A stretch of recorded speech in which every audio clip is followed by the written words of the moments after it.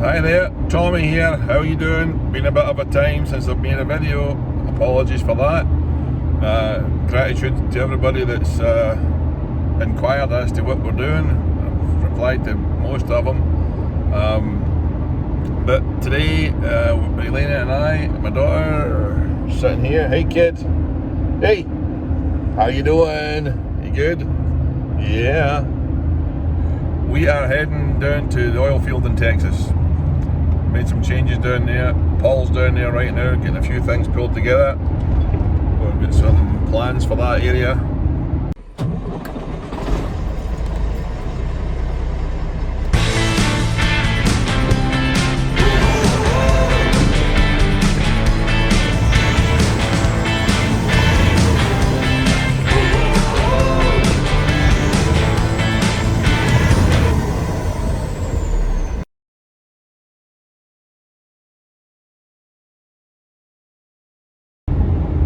So here we are, 130 miles to Salt Lake, heading to the oil field.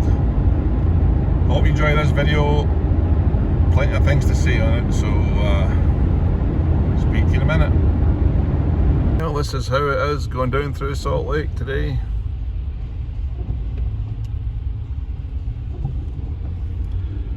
Probably a big old chance that was nothing to do with the truck driver. I would put money on that. There's another couple of vehicles on the other side. Once you have to swerve out of the way of the truck, it all goes wrong.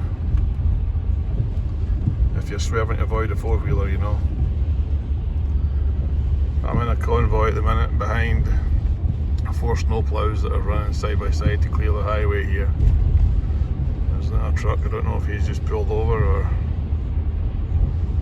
if he's up against the wall. Big storm. Apparently all of I-40 is shut because a truck driver went over the barrier at Flagstaff and landed in the highway. He looks okay. So the road's closed there. The road's closed at Evanston, going all the way across Wyoming. Not the best of day to be travelling. Picked the wrong day to do this. The plows out in uniform there. It's pretty cool, huh?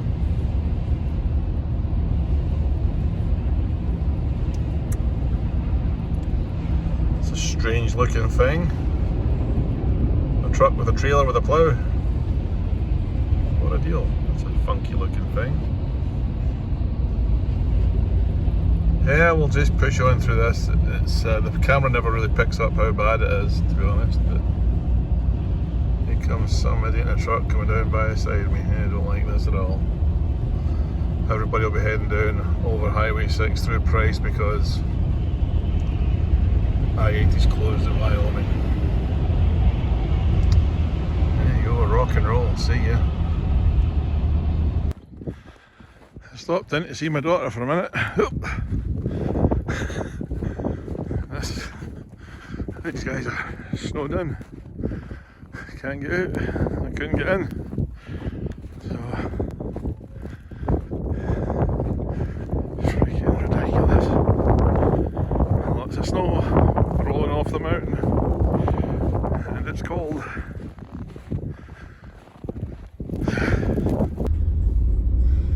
So we got a big old drift here that we got to get through. And we're stuck forever.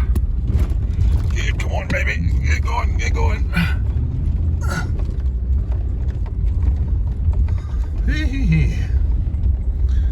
This is absurdly deep. Get some speed through it.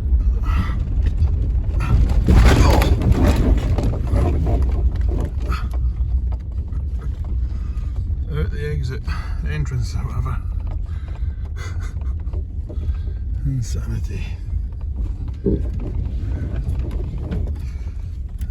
Okay, get around here and get out the road. Not a good idea. Nothing coming, thank goodness. We're out and we're away. Yep, lots of snow today. I have two sons that told me that this was Pretty good up there, Dad. Oh, yeah, I'm behind somebody now. Hopefully it's not somebody behind me. Don't want to go too slow. Don't want to go too fast. Yeah, that's what it's like coming over there.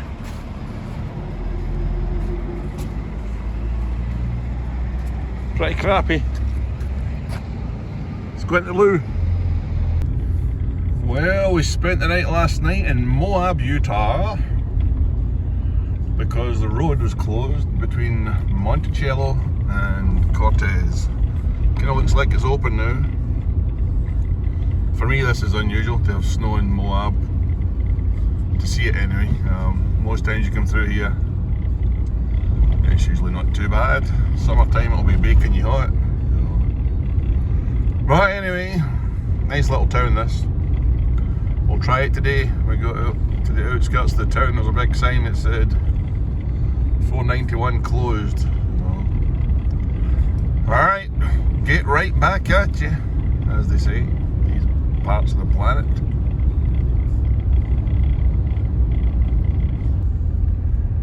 Well, that's not good.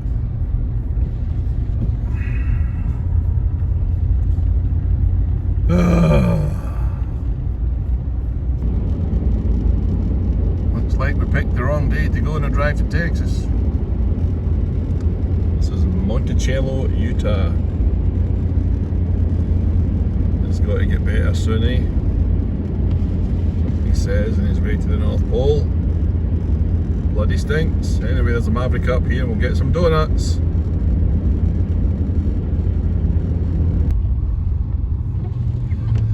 Don't want to be doing that. Everybody sticking their chains on.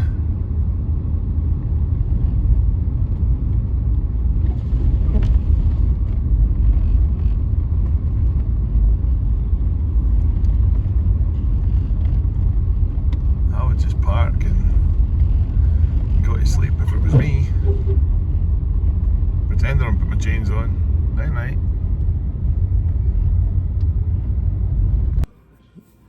So we finally made it down here to Roswell, New Mexico, alien country.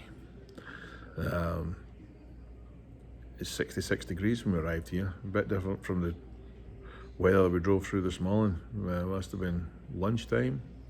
It was still sub-zero, snow, ice, and then 5 hours later you're shorts and t-shirt weather. So just a quick update what we're doing. We have got Paul down in the oil field. He's no longer an over-the-road driver for me. We've got a new guy jumping into his truck that he was driving. Who else we got? Justin, he's going down to the oil field on Sunday. We've got yesterday's hero coming back, called Brett, super Scottish driver. He's coming back to jump into Justin's truck that he's been driving, so it'll be great to have Brett back. I like Brett, I like having him around. It's good having that Scottish grounding, if you like, you know. I can't bluff Brett. He's from East Kilbride and he tells it as he sees it. So if I try to pretend that we're something that we're not, then he's quite quick to tell me what I am. So that's what's happening over the road. We don't have any rental trucks anymore. We get rid of all those. When the prices of trucks went up, the rental prices went really high, and then when the prices come down, they never dropped the prices. So we gave them back and ended up buying. We bought 6 trucks just before Christmas, 5 Freightliners and a Volvo. Those trucks are getting just about 8 miles to the gallon. Some are doing better than others, depending on the driver and how they do it. But they're set at 68 on the cruise, 65 on the foot, and our fuel bill dropped about, I'm going to say, between 5,000 and 7,000 a week, easily, maybe more. Running these trucks flat out at 80 miles an hour at the price of fuel was just crippling us. So that's all become a bit more efficient. The oil field, we're concentrating that's where I'm going now. Tommy's up in Idaho right now. He's in northern Idaho with my other son Daniel. up at Jeff's place, Jeff the dispatcher's place. He's teaching Daniel how to do the dispatching so that he can concentrate in the little brokerage we set up. So that's the plan there. Daniel booked his first load today, so that's good. Tommy's flying down from Spokane to Midland, Texas tomorrow, and I'll meet him down there. I'm going to go look at a place down there that we might rent a place down there to look after the trucks down there, and look after the trucks that are around over the road, because we can run them through that area and get them serviced or checked out, or put new tyres on them, or do the brakes, or just small things. Don't want to be doing big repairs, but it's just too cold in Idaho in the winter time, you know, to get below a truck when it's minus 20. Whereas this weekend it's going to be 82 on Sunday in the oil field. So the idea is that if a driver, we know he might need 2 steer tyres or a drive tyre or just whatever, we can get them pre-built up onto wheels, have them ready. The guy pulls in. It's not going to be like a freaking NASCAR pit stop. He'll pull in with his truck and he can throw his laundry into the washing machine and then jump into a pickup and go to Walmart and do his whatever, get a haircut, whatever he needs to do. And then while that's happening, we can change a tyre, change the oil, check for wheel seals, quick look around the truck, make sure it's okay, give it a wash and send it on its way. And that'll be really good for the oil field as well, so that the trucks that we've got there, we can keep on top of them, because the oil field is quite tough on them. And if you've got to pay repairs, it's spendy. And the reason why I do it in Texas as well is because it's probably a third of the price to rent somewhere down there as it is anywhere else we look, you know. So big wide Texas, you know, plenty of ground. So that's the thought for that. The brokerage, it starts this, we've had our authority, our bond, our insurance for quite a while, but we haven't really done anything with it. She's been sitting while we get the trucks all changed around. So the people that we're buying the trucks from are a really good operator in Idaho, so there's another 3 of them coming the second week in March. So if anybody wants to drive one, give us a shout. We're quite fair. And the trucks are good, the drivers love them. So the ones that are coming in March are 2 2020 Volvo 760s and a 2020 Freightliner Cascadia. They've got super singles on them.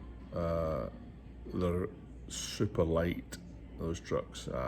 The 5th wheel plate on them is actually made out of aluminum or aluminium, depending on what part of the world you're at. So we might do some tyres and some outside work, you know. There's a couple of people that we've approached about doing some mechanic work for us down there, so that might work. Don't know. It's just a thing to kick around and maybe, you know, I think it would work. I wanted to do that when I was on my own years ago, but I just never had the network to make it happen. So my youngest daughter, she's doing the dealing with the factor companies and our accounts there, so, and works out all the settlements and stuff, so that's good. She does good there. Where else are we at? I went to Scotland and got there, I think it was New Year's Day. I left Denver on New Year's Eve and got in 1 year and got into Scotland the next, so there you go. But took Elena with me. We had a great time over there. My wife had a big birthday party and we had a great time with her.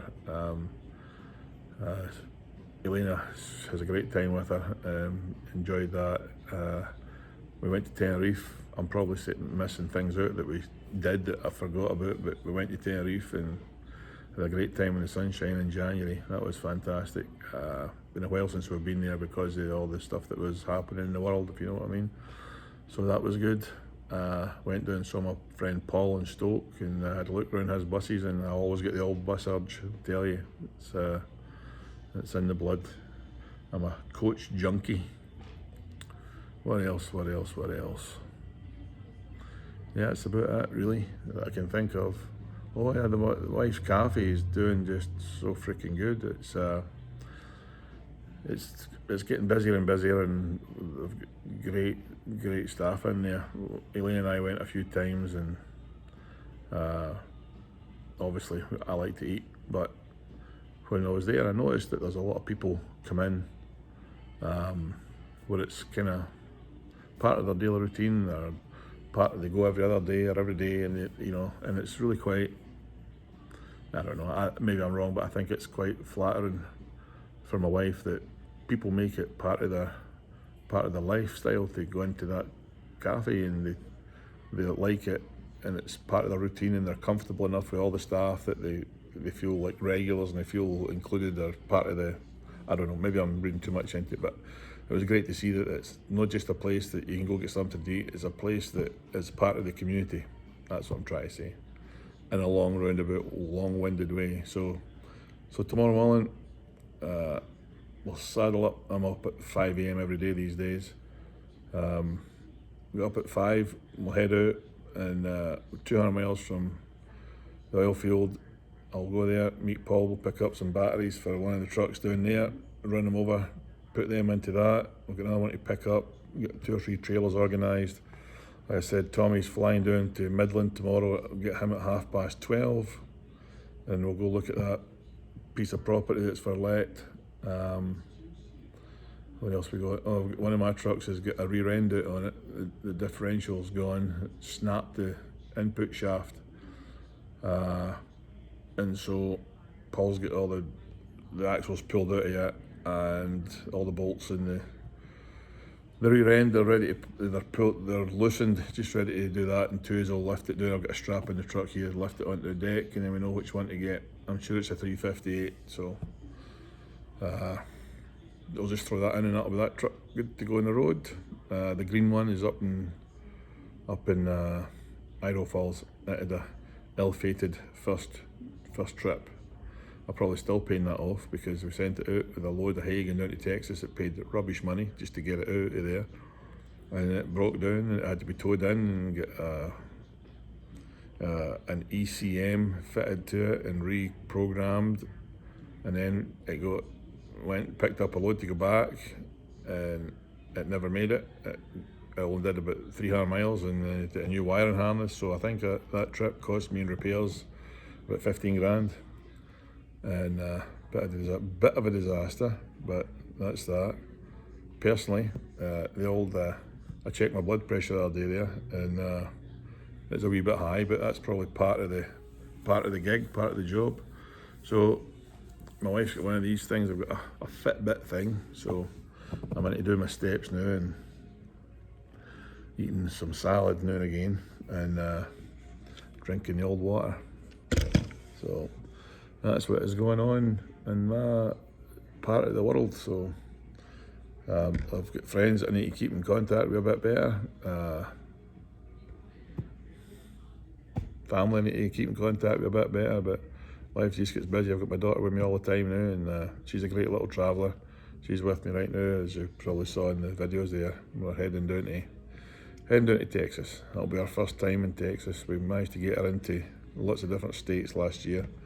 She's been to Scotland 3 times, been to Tenerife, and we did when Libby and the grandkids were all here, we travelled all around about, so a lot of different states, and she enjoyed that and enjoyed their company. So that's it.